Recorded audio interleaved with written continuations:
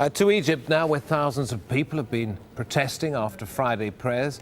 The protests have been organised by supporters of the ousted President Mohamed Morsi. I'm going to bring in now Zakaryya Abdelhady, who's an assistant professor of Islamic thought and culture at Qatar University. Fair to say, I think, that your sympathies are with the Muslim Brotherhood on this and against Abdel Fattah al-Sisi. Well, so, sorry.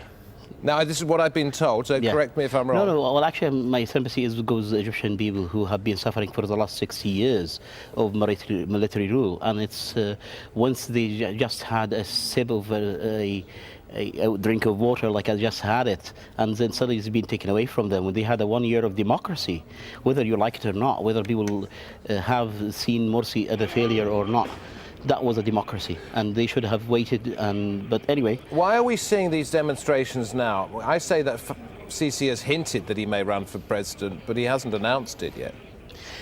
Well, I think people have realized that all this was a show, and they have been dragged into that show. They've been used on the 30th of June, last 30th of June, when they were mobilized in the street to come and say that we want to get rid of our first ever elected president.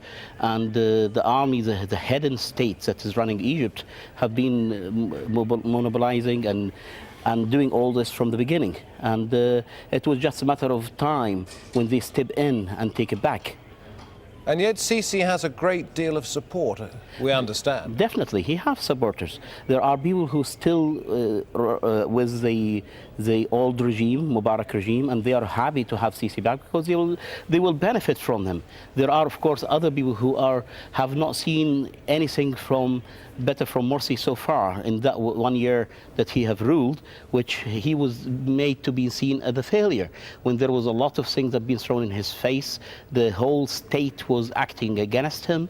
But I have to put this to you. I mean, Sure. it was suggested that he installed people who were his cronies in particular positions of influence. Such as? There was rampant corruption amongst his... I'm talking about suggestions. Okay. And therefore the people, to some extent, turned against him. Had he been able to deliver on some of the things he promised, he might have still been there? I don't think so. Whether he delivered it or not, that wasn't going to be the case.